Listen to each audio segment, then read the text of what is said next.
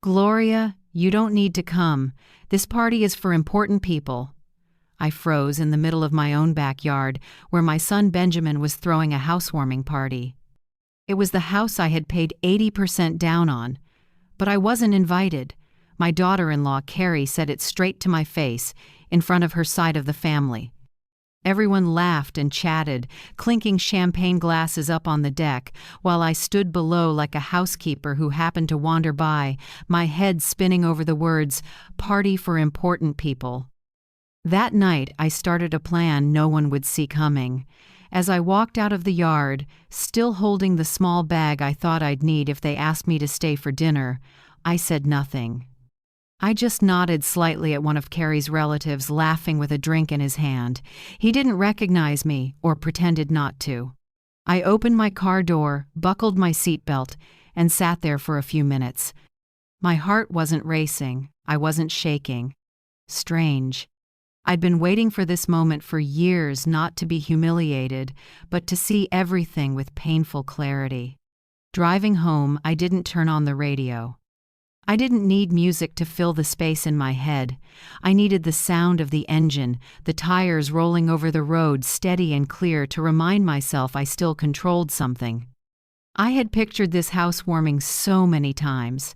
I'd arrive early, help Carrie set the tables like I always did.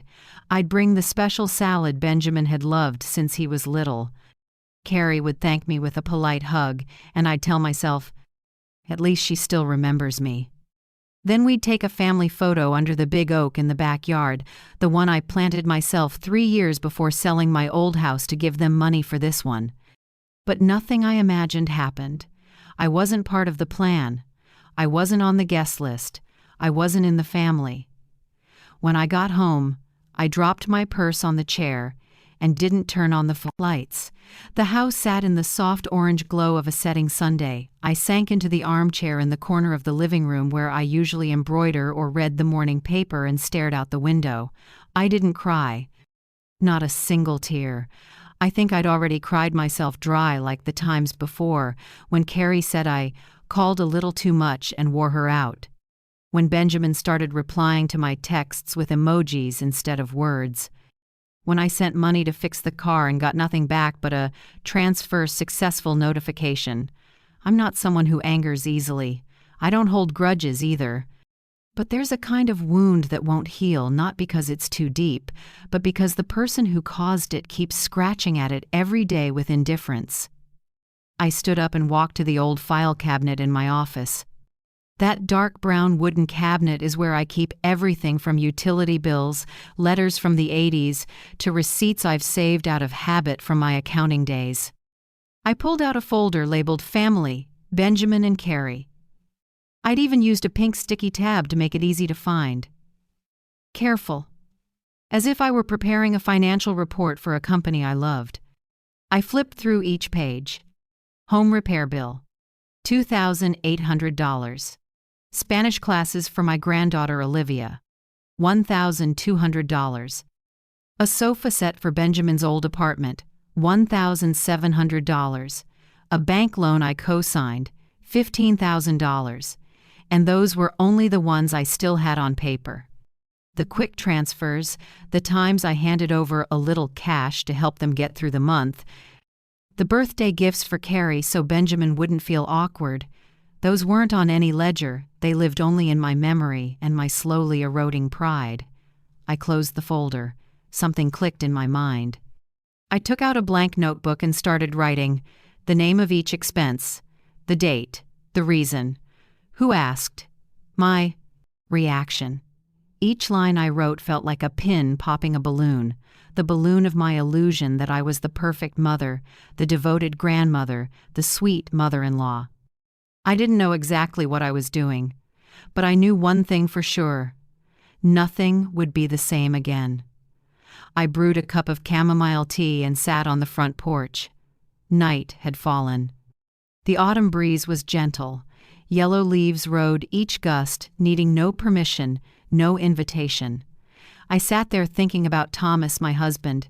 If he were alive, he'd be furious. But he'd also smile and say, "Gloria, it's time you lived for you." I took a sip of tea. The faint bitterness touched my tongue. I didn't feel as bitter as earlier. I felt clear. That night, I didn't turn on the TV. I didn't scroll Facebook to see who had posted photos from the housewarming.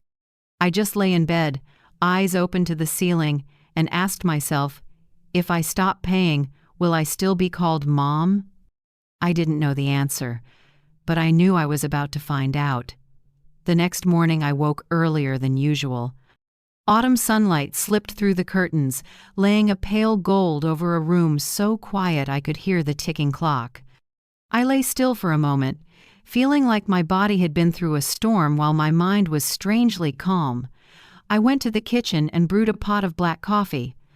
The smell filled the house, taking me back to younger mornings when I'd gulp a sip and rush to the office. Back then, I was an accountant at a small firm. I was used to numbers, spreadsheets, neat columns of addition, subtraction, and totals. Maybe that's why I never dropped the habit of keeping bills, statements, and paperwork. Today, that boring habit turned into my anchor. I set my hot coffee on the table and opened my laptop. The screen lit up to a string of bank emails I never really read. I clicked Saved Accounts and started downloading statements. The lines appeared cold and exact. February of last year. Sent Benjamin $1,200 as a car deposit. May of the same year, $3,000 for Carrie to invest in more salon equipment. November, $850 for Olivia's winter tuition, the granddaughter I've never held because Carrie doesn't like the smell of ointment on old people. Each amount brought back a memory. I remembered the night Benjamin called, voice tight with worry. "Mom, my car's down. I need a replacement now. I can't get to work without a car." I went straight to the bank without thinking. The word need always moved me. Or when Carrie sat across from me at a cafe, eyes glossy. "Mom, if I don't get more capital, the salon will close." I emptied the emergency fund from my account and handed it to her. I believed I was saving a whole family. I scrolled on. The numbers kept coming, steady and cold. I grabbed my notebook and began logging. Not for anyone else, just for me. This month, $2,000. Next month, $1,500. Another urgent, $4,000. As my pen moved across the page, I noticed my hand tremble a little, not from age, but from anger. For years, I'd turned myself into an ATM with a heart. I paused, took a long breath, then totaled it all. The number hit me hard, $47,600. $47,600. That's what I'd given in 5 years, not counting cash in envelopes, gifts, or the times I paid the electric and water bills for them. $47,600. I read it over and over, like I was staring at a sentence handed down over my head. I stood and paced the living room. My eyes landed on an old photo on the wall. Benjamin's high school graduation, Thomas and I on either side, him in the middle, blue gown, diploma in hand. His smile was bright. I remember Thomas whispering in my ear, "See, every hardship was worth it. If he were alive, what would he..." I think seeing our only son treat me like an outsider? I went back to the table and looked at the notebook. The numbers sat there in straight lines like a row of witnesses that couldn't be cross-examined. For the first time, I wasn't seeing them as a loving mother would, but as an accountant would, clear, transparent, and absurd. My phone buzzed. I flinched. Carrie's name lit the screen. I let it ring. A text followed right after. "Mom, I'm just checking on your health. Call me when you're free." I laughed out loud. All these years, Carrie never called just to check on me. There was always a reason beneath it: rent, credit cards, tuition, new equipment. Checking on your health was a thin curtain over a bottomless hole. I didn't call back. I closed the laptop, folded the notebook, and put it in the drawer. But in my head, that number kept echoing, 47,600. That afternoon, I went to the nearby grocery store. I carried a small basket and picked up a few things: milk, eggs, bread, some greens. The total was under $30. I paid, tucked the receipt into my wallet, and suddenly found it funny. I'm the kind of person who keeps a receipt for eggs, yet I'd let tens of thousands slip away without ever asking for a thank you. Back home, I put the groceries away and sat in the armchair. For the first time, I didn't feel hurt. I felt angry. Angry at my own lenience. Angry that I'd let motherly love be turned into a one-way contract. I opened my phone and scrolled through old messages. From Benjamin, "Mom, we're in a bind. Can you loan me some money?" From Carrie, "Mom, rent is late this week. Can you help?" Every one of them the same, short, direct, with no small talk. Reading them, I felt like a customer service rep on call to fix their issues. That night, I opened the notebook again and wrote one last line at the bottom. "I'm not a mother anymore. I'm the family bank." And, starting today, this bank is closed. When I shut the notebook, I felt a new current move through my chest. Lighter, but colder. I knew the next step wouldn't be easy. But I also knew I'd crossed the hardest threshold, facing the truth. I turned off the living room lights and headed to my bedroom.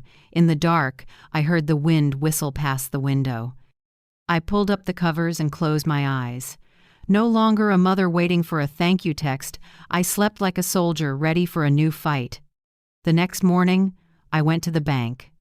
The room was wide and bright, sunlight pouring through big panes of glass onto glossy tile. I'd sat here dozens of times before, but this time everything was different.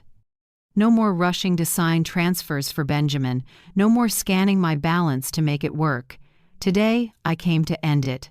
Ray, the longtime account manager, smiled when he saw me. He knew me well enough not to need an appointment reminder to guess why I was there, but when I sat down and set my thick notebook on the desk, his smile faltered. "Good morning, Mrs. Whitman," he said in that warm baritone. "How can I help you today?" I took a deep breath. "Ray, I want to cancel all automatic transfers to Benjamin and Carrie. And I want to set up a new account, separate, that no one knows about but me." He looked up, studying me. His eyes brightened, surprised, but as if he'd expected this. "Are you sure? For 5 straight years, those transfers have been like clockwork. You've never missed one." I gave a small, wry smile. "That's exactly why I'm here today." Ray typed quickly, the screen glowing. He printed out a thick stack and slid it over. "These are the statements for the past 5 years. Do you want to look them over one last time?" I opened them. The numbers lined up cold, impersonal. Each amount I'd given stared back like an indictment. $1,200, $3,000, $850, $4,000. An endless list. I ran my hand over the page not to reread but to feel it. This was the evidence. The answer to every sleepless night I spent asking where I went wrong. I wasn't wrong to love, but I was wrong to turn love into an endless financial duty. "Ray," I said softly, "do you remember when I rushed in to withdraw $5,000 for Benjamin? You asked if I was sure, and I laughed and said it was for family?" He nodded. "I remember. I worried about you then, but you seemed determined." I closed my eyes for a moment. Today, I'm more determined. But this time it's for me. I signed the cancellation form. My hand was steady, not shaking. Ray closed the file and carefully slid it into a plastic folder. "All set, Mrs. Gloria. From now on, no one can touch your accounts unless you agree. I also opened a new savings account for you, and only you know the password. I strongly recommend you don't share it with anyone, including family." I smiled. "Don't worry, I've learned a very expensive lesson." When I stepped out of the bank, the sun hit the pavement head-on. I felt like I had just put down a burden so heavy that my shoulders suddenly felt light. All these years, every visit here meant watching my balance drain. Today, I walked out believing my money truly belongs to me. That afternoon, my phone rang nonstop. First it was Benjamin. I let it ring. Then Carrie called.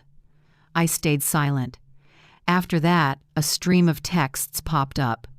"Mom, I don't see the transfer. Did you forget?"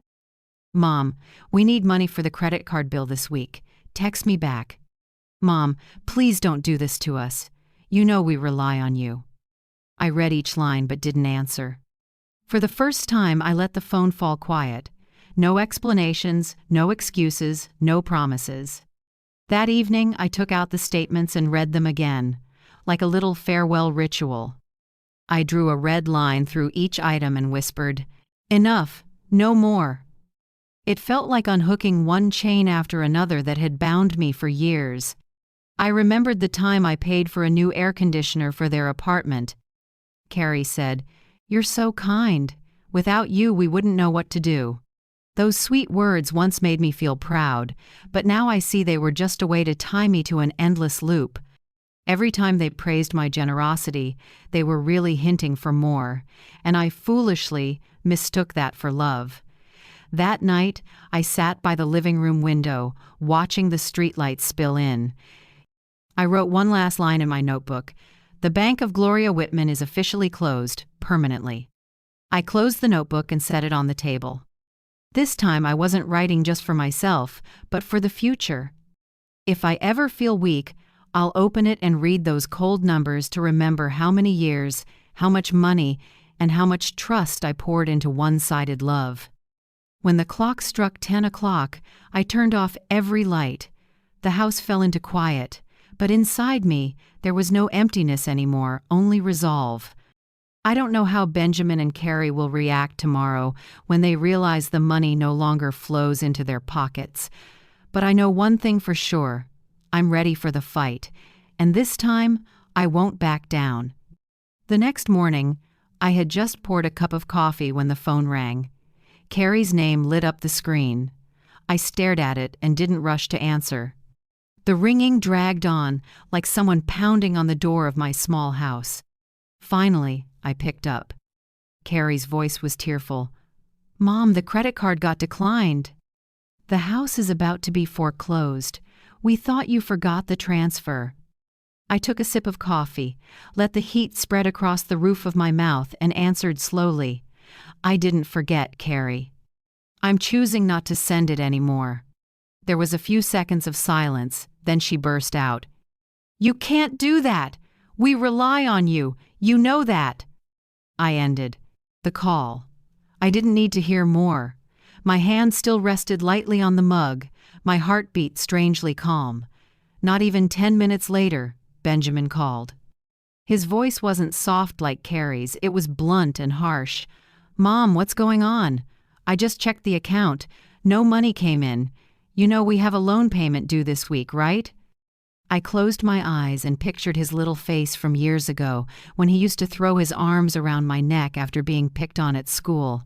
Now that accusing tone had no warmth at all. I said simply, "I know, and I've decided to stop."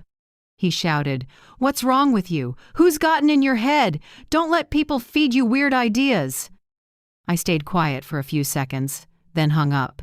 The phone kept buzzing after that, but I ignored it. In the afternoon, I opened the windows and let the cool air in. I heard footsteps on the porch. I looked out. Carrie stood there, hair a mess, eyes red. She hurried over and clutched my arm. "Mom, please don't do this. If we lose the house, Olivia will have to switch schools." "She's still little, she needs stability. You're her grandma, don't you think about her?" I looked her straight in the eyes. For a brief moment, my heart pinched at my granddaughter's name. But then I remembered that for years I hadn't been allowed to hold her even once. Carrie always had an excuse. She's sleeping, she's studying, she's worried about germs. I pulled my arm free and spoke low but firm. "Carrie, I've thought about Olivia more than anyone. But what you just said isn't about her, it's about the money you want me to keep paying." Carrie's face shifted, anger flashing in her eyes. The tears dried up instantly. She spun around and strode toward the car, tossing back, "You'll regret this." I stood there watching the car leave the driveway. I didn't feel shaky, just a new sensation, self-possession. That night, I wrote a line, In my notebook, today, for the first time in years, I wasn't bullied by tears or scolding. I closed the notebook and smiled to myself. The next day, Benjamin showed up. He didn't knock, he just stood blocking the walkway, jaw tight. "Mom, we need to talk." I opened the door but didn't invite him in.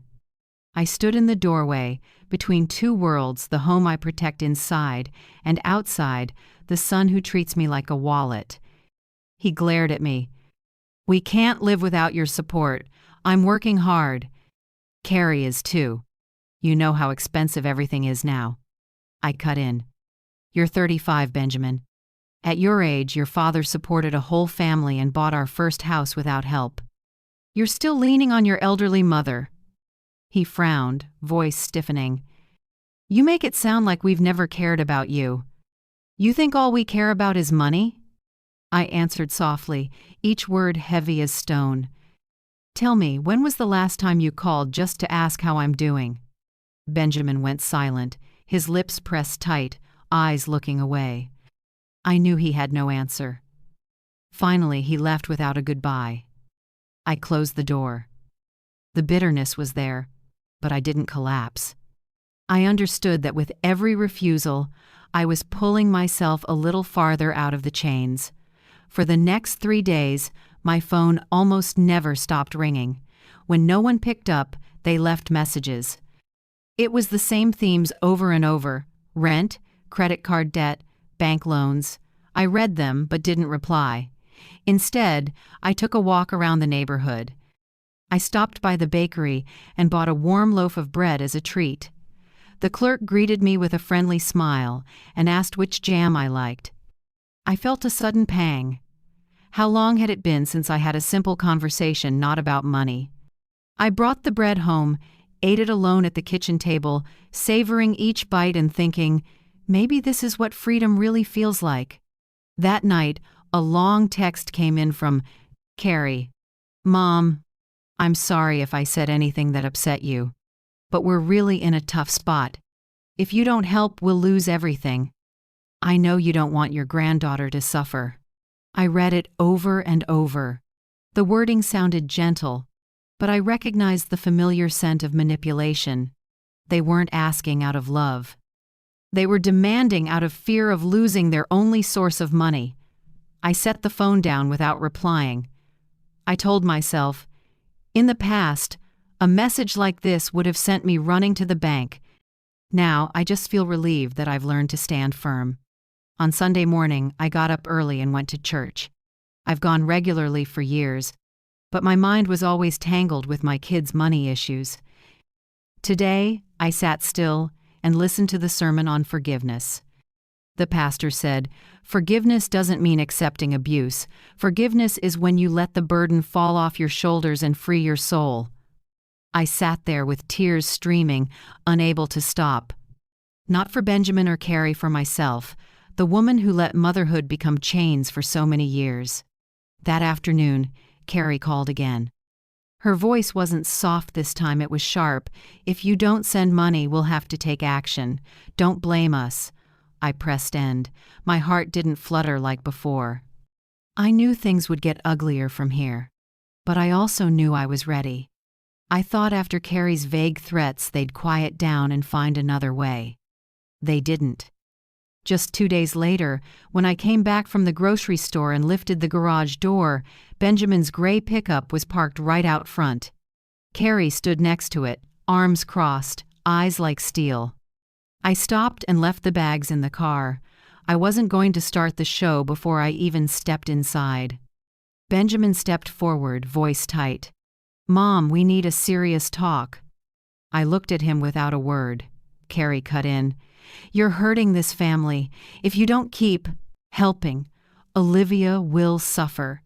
Do you want your granddaughter growing up in hardship?" I drew a long breath. Olivia again, the familiar shield they used to stab my conscience. I slipped my keys into my pocket and said, "If you truly care about Olivia, learn to support your own family. A grandma can't raise a child for its parents." Benjamin's face twisted. He moved closer, voice low but boiling. "You're selfish." Your whole life you preached sacrifice for family, and now you're turning your back."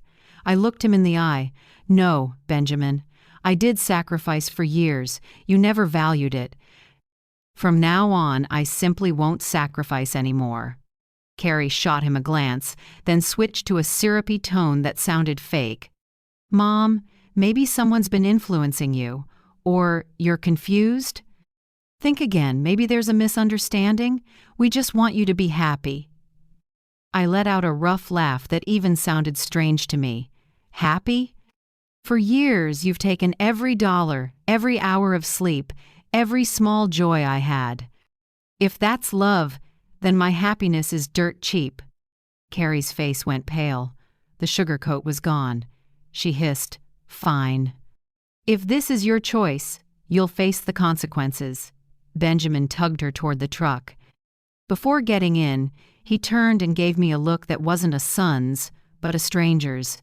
"You'll regret this." The truck pulled away, leaving a gray stripe of dust on the road. I stood still, fists clenched.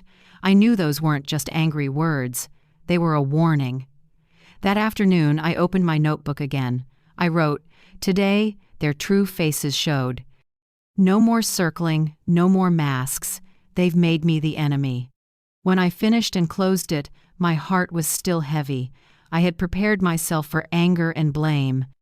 But I had never imagined my own son could look at me with such a cold gaze. The next day, I stopped by the church. After the service, the pastor walked over and asked, "Gloria, are you all right? You look deep in thought." I hesitated for a moment, then gave a brief rundown of the situation. He nodded, sadness in his eyes. "Family, when blinded by money, can be crueler than strangers. But don't leave yourself alone. Seek support and protection." Those words echoed in my head as I drove home. I knew the gentle phase was over. Now I had to be ready for heavier blows. That afternoon, I unexpectedly received an envelope in the mail. My name was clearly written on the front, but the handwriting was messy. I opened it. Inside was a printed page, basically an ultimatum. "If you don't continue financial support, we will be forced to pursue legal measures to protect the family's interests." Underneath were Benjamin's and Carrie's signatures. I sat there, stunned, the paper trembling in my hand. So the threats had become a document. I was no longer just facing tears or scolding. I was facing a real scheme. That night I couldn't sleep. I sat in the living room under the warm glow of a table lamp. Memories unspooled: Benjamin's graduation, his wedding to Carrie, the day I handed them money for their apartment, the nights I stayed up trying to juggle their debts. It all boiled down to a painful conclusion. To them, I wasn't a mother. I was a mobile bank. And when the bank closed, they treated me like a traitor. But mixed with the pain was a small ray of light. I realized the truth had surfaced.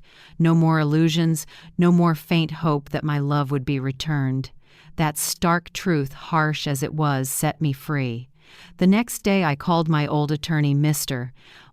Harris, the one who helped with my will when Robert was alive. I told him about the letter. He was silent for a moment, then said, "Gloria, this is serious. You need to gather every piece of evidence. Bank statements, texts, letters. We have to prepare for the worst-case scenario." I nodded, heart pounding. I was no longer in a vague defensive stance. I had officially stepped into a battle.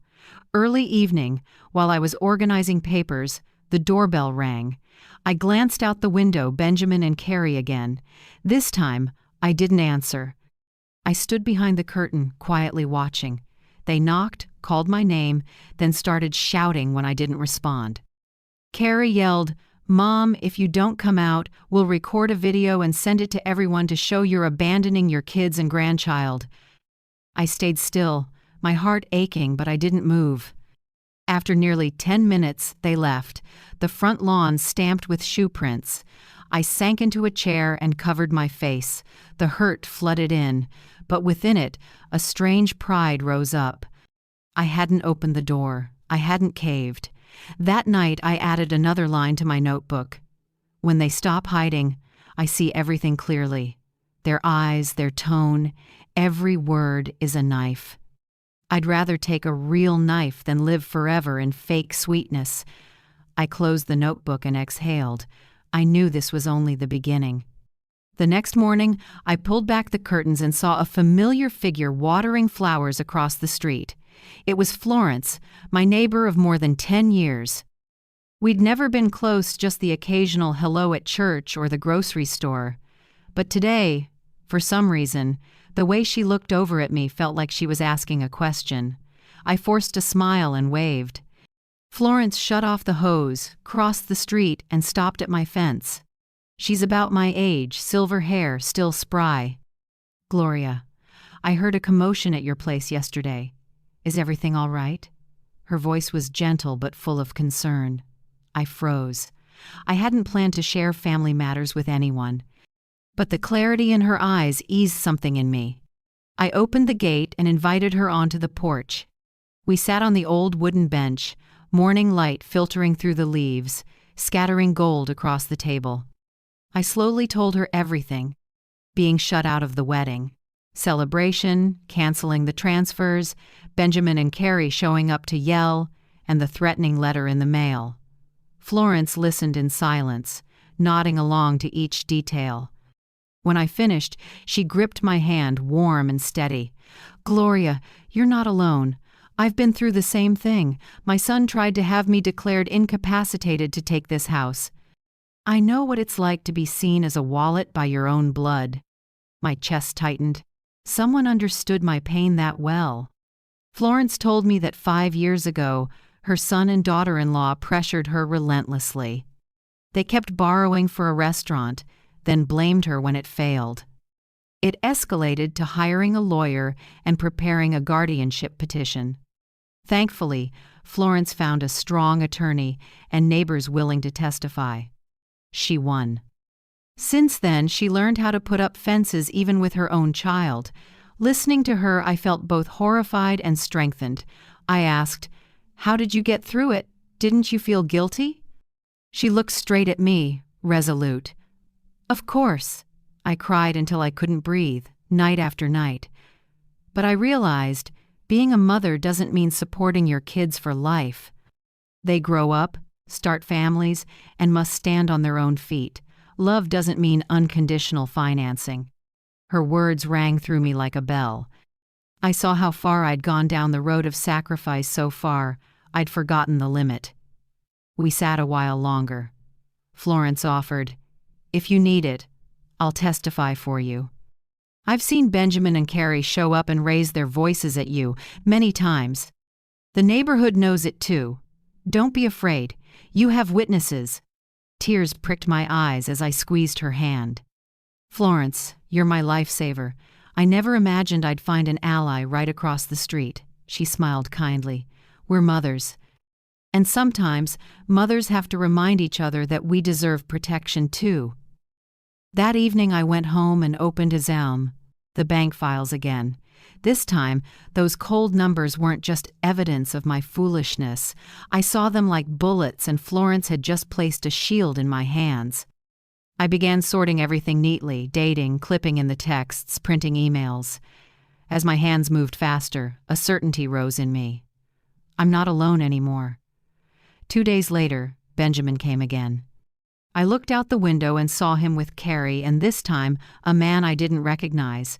I didn't open the door. I picked up the phone and called Florence. She said, "I'll be right over. Stay calm, Gloria." When she arrived, the trio outside looked thrown off. Benjamin tried for a steady voice.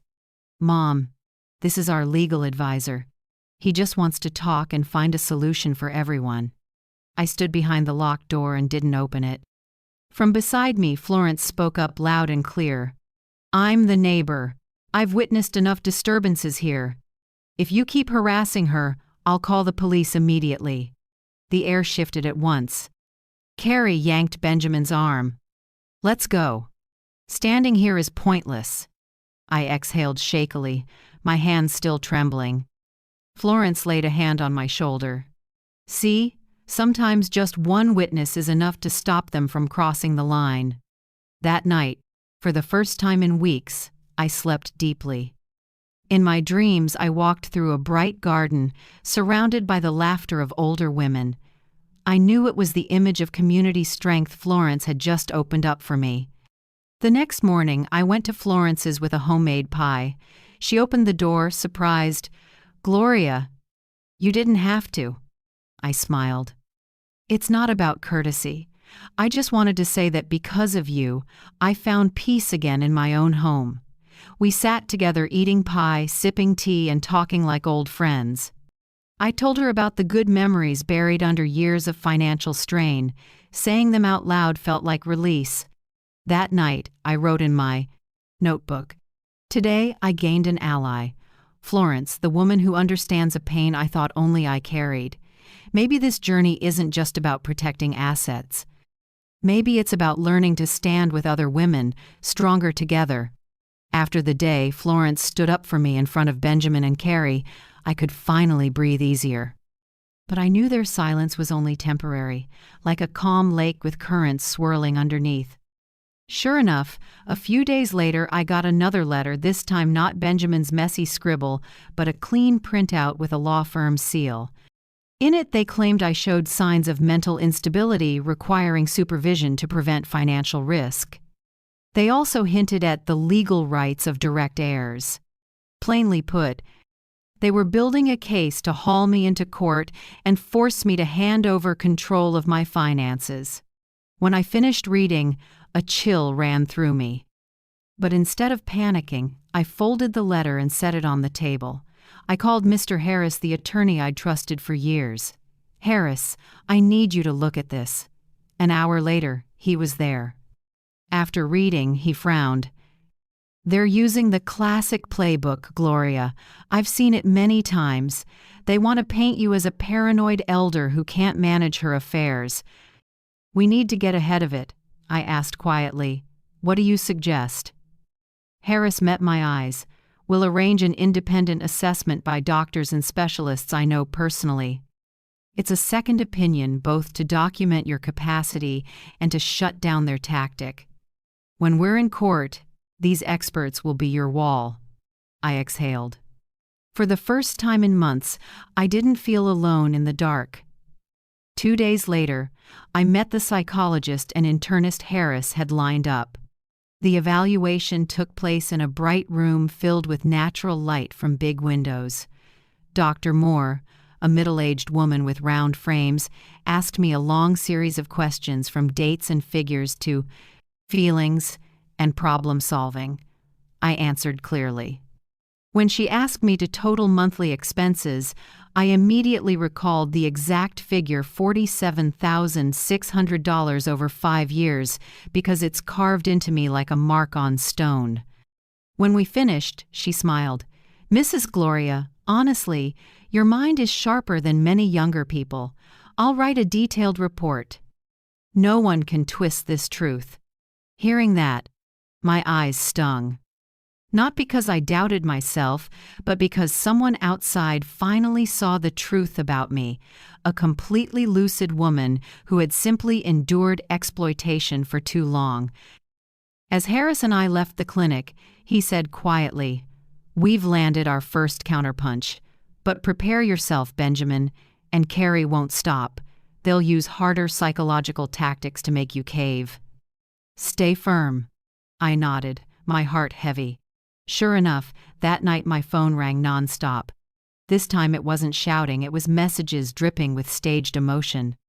Carrie wrote, "Mom, do you remember when you held Olivia for her naps? She keeps calling for Grandma.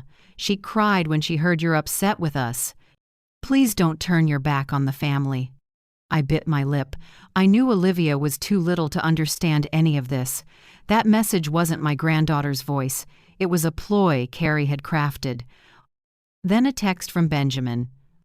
"Mom, I just drove past your house. The lights were on, but you didn't open the door.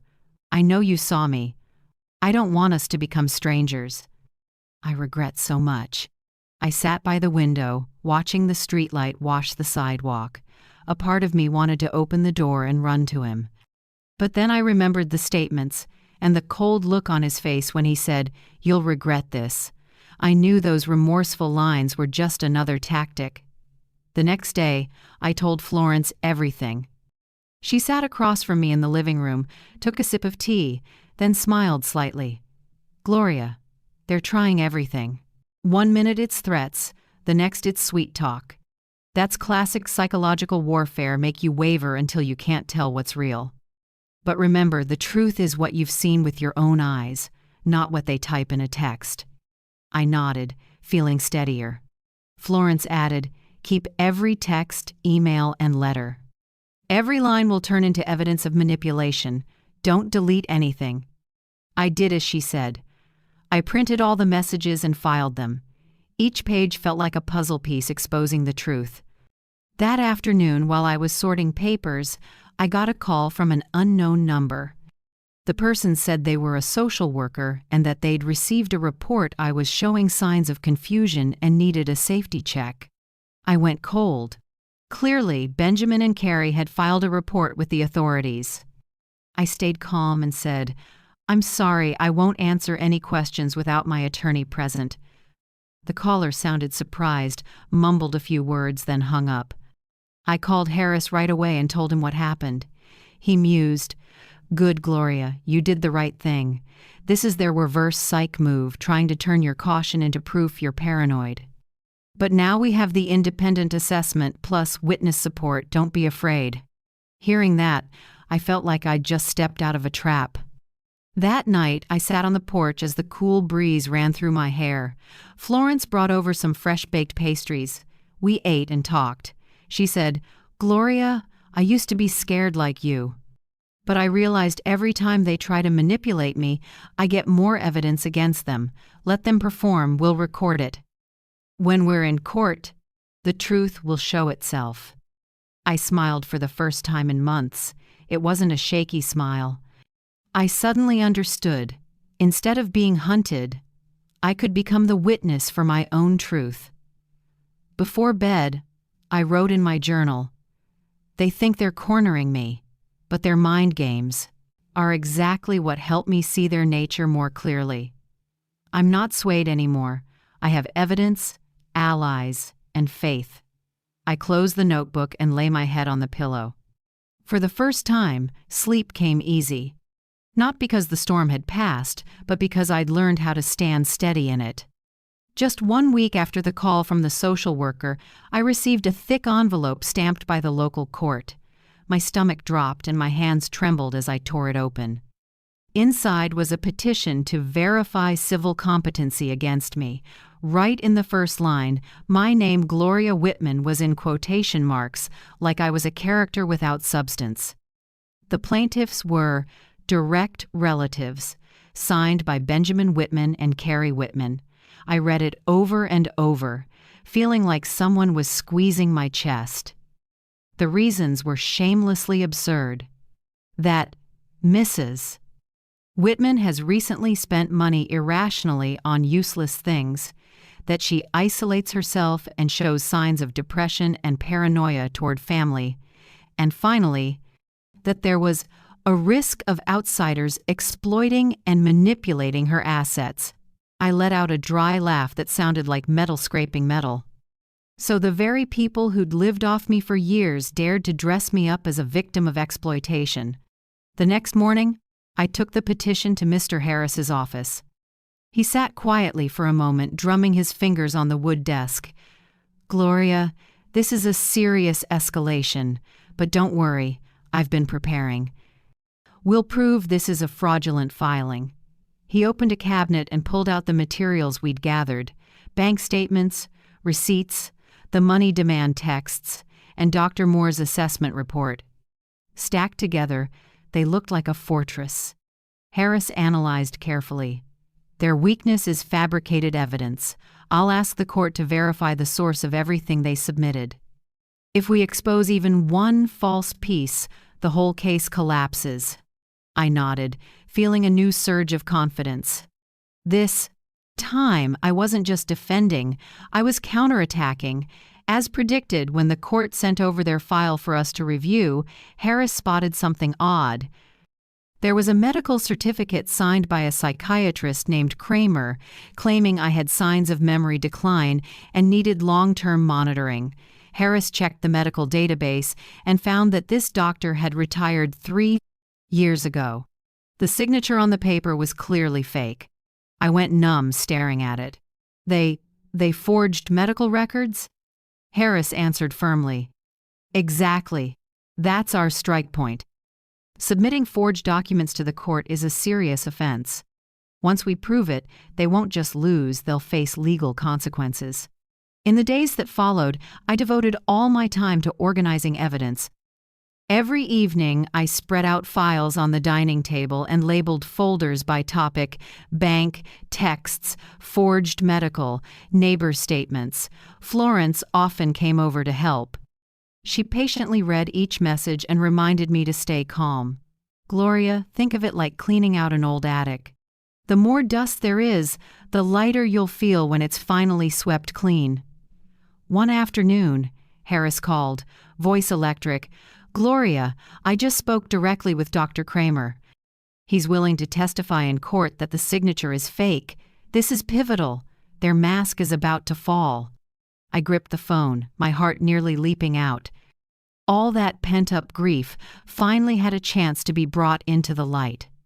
While we waited for the hearing, Benjamin and Carrie kept up their routine, swinging between emotional bribery and threats. One day I got, "Mom, if you drop this, we'll let everything go and be like before." Another day it was, "If you're stubborn, don't blame us when the whole family hears about your madness." I didn't respond. I put every message into a separate folder labeled manipulation tactics. One evening, a call came from an unknown number. A woman's voice said she was a legal staffer assisting Benjamin and Carrie, wanting to come to my house to further assess your health. I laughed. "If you want to assess anything, talk to my attorney. I don't let anyone into my home unless I invite them." Then I hung up without a tremor. I knew the closer we got to court, the bolder they'd get. The first hearing finally arrived. I wore a light gray suit, my silver hair neatly pinned, and a touch of makeup. In the mirror, I saw an older woman who stood steady, no longer prey, no longer trembling. Harris went with me, and Florence came to testify. When I entered the courtroom, I saw Benjamin and Carrie across the aisle, faces tight. Carrie avoided my eyes. Benjamin glanced up and then stared at his lap. The hearing began with the plaintiff's side. Their attorney leaned hard on phrases like mental instability, irregular spending, and asset protection. I sat still, listening quietly. When they presented that medical certificate, Harris stood immediately.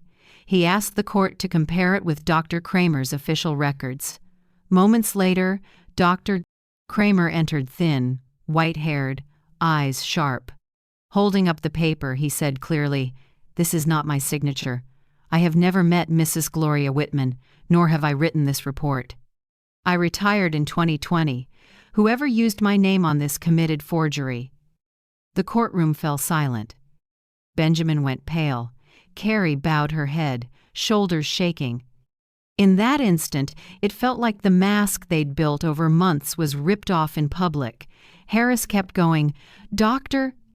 Moore's independent report confirming I'm fully competent, bank statements showing the money flowing to Benjamin and Carrie, plus the threatening messages and letters." Each page landed like a hammer blow on a wall of lies. I sat there clutching my purse, tears rolling but not from sadness. They were tears of release. At last, the truth stood in daylight. When the hearing paused, the judge said more time was needed to reach a final decision. But the exposed fake medical record had already tipped the scales my way. As I left the courtroom, I heard the whispers, "Unbelievable. Her own son forged documents to take his mother's assets." I drew a long breath and held my head high. For the first time in months, I stepped into the light unafraid. Florence squeezed my hand. "See, Gloria, masks fall. They can stage all the scenes they want, but the truth has its own voice." That night, back in my quiet house, I wrote in my notebook, "Today they revealed their greed and lies before the law. I don't need to prove my love. I only need to prove the truth." I closed the notebook and looked up at the ceiling, feeling calm. The fight wasn't over, but I knew I was on the right path.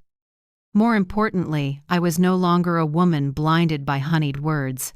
I am Gloria Whitman, and I've looked the truth in the eye. The formal hearing was set for a gloomy Monday morning.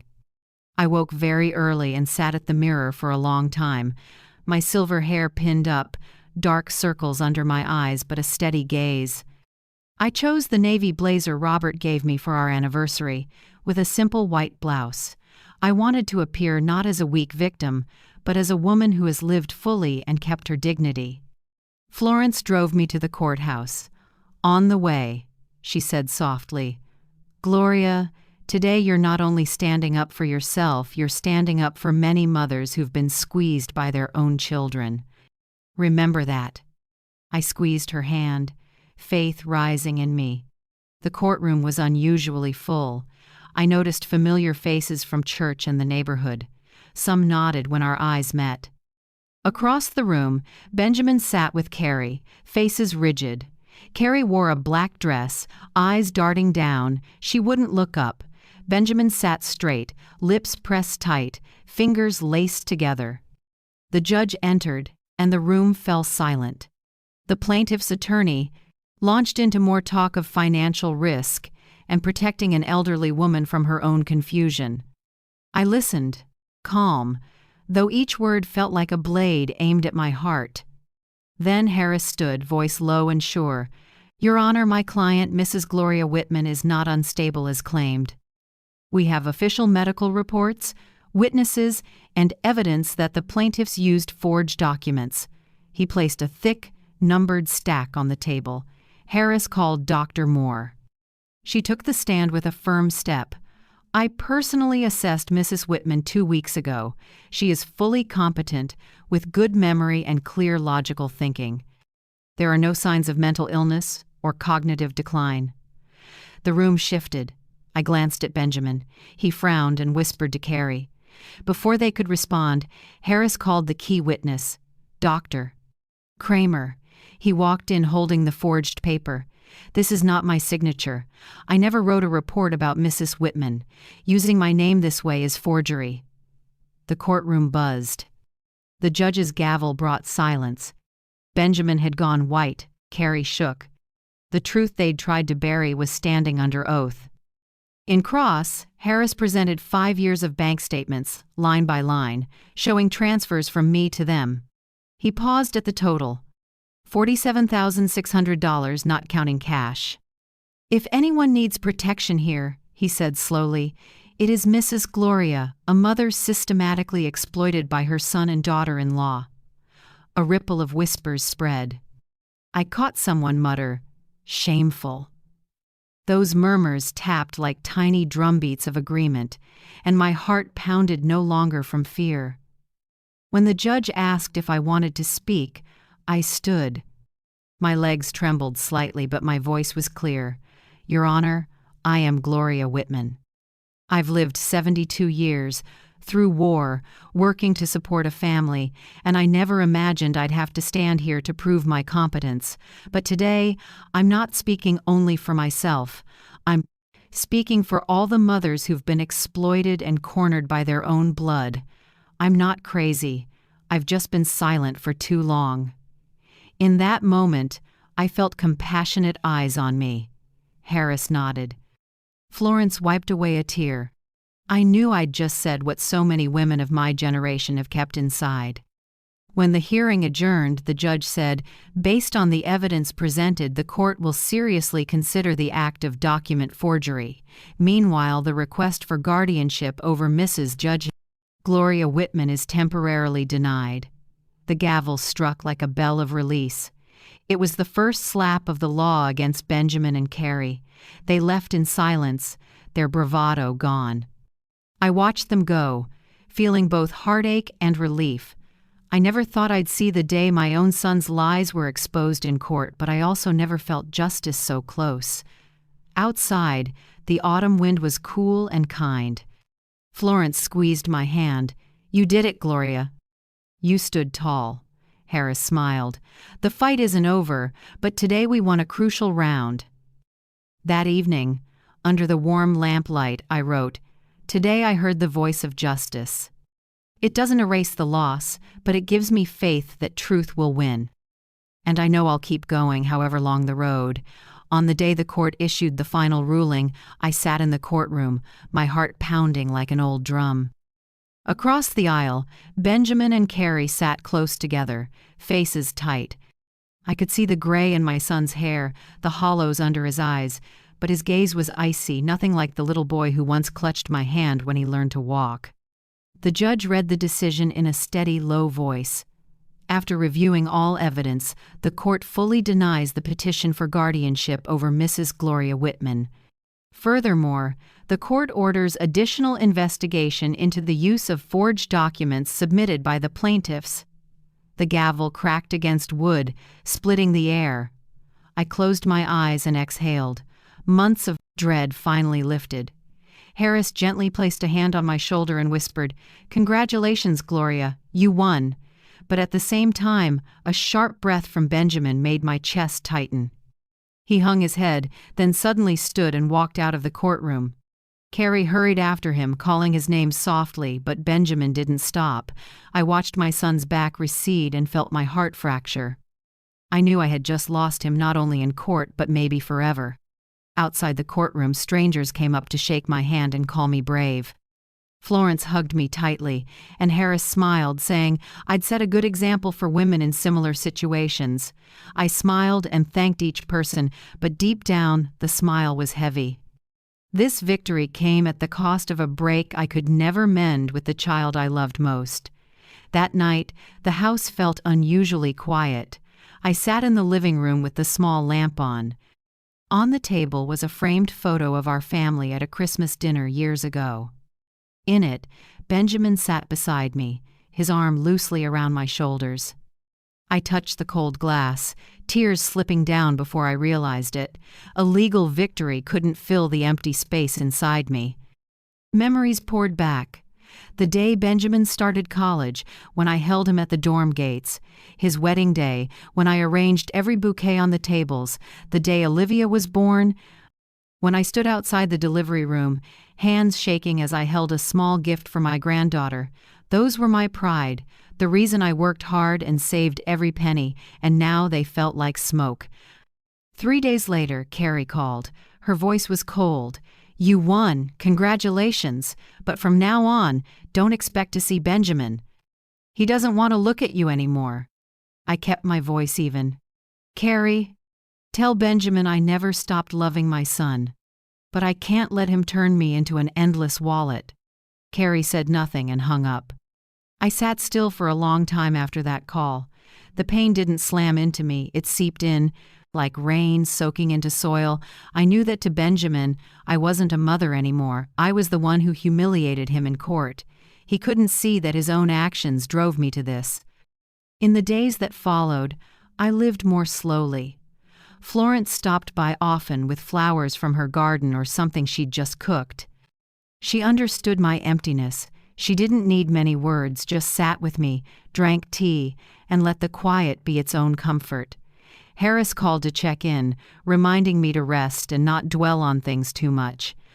One morning, while I was sweeping leaves on the porch, Olivia appeared. She stood at the end of the walkway, hugging a teddy bear, eyes wide on me. Before I could say a word, Carrie rushed up, pulled her away, and didn't let her speak. I stood there, watching that small figure disappear. A tear slid down my cheek. I knew I'd lost not only Benjamin, but any chance to be close to my granddaughter. That night, I opened my notebook and wrote, "I won a battle, but lost a piece of my heart. Justice offers protection, but it can't restore a mother's love once it's cracked." I closed the notebook and took a long breath.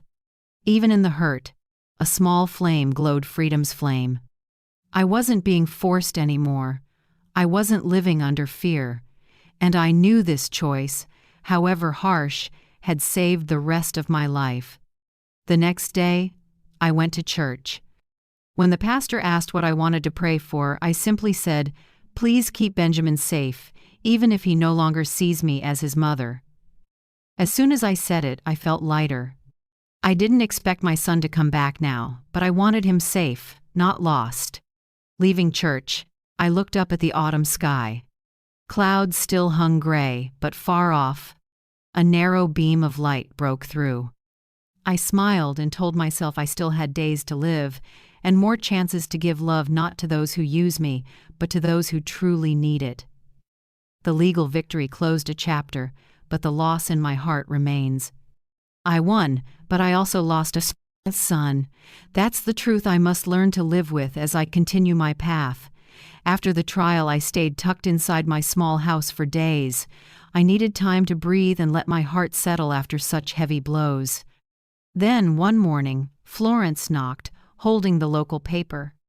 On page 3 was a long story with a bold headline: "Elderly Mother Wins Case Against Son and Daughter-in-Law, a Wake-Up Call on Family Exploitation." I read every line, stunned and trembling. The article didn't just recap the trial, it spoke to a larger reality. Many seniors quietly drained by their own children and grandchildren, and somehow I had become a prime example. That week, calls started coming in. Reporters wanted interviews. Women with similar stories asked to talk. At first, I was awkward and afraid.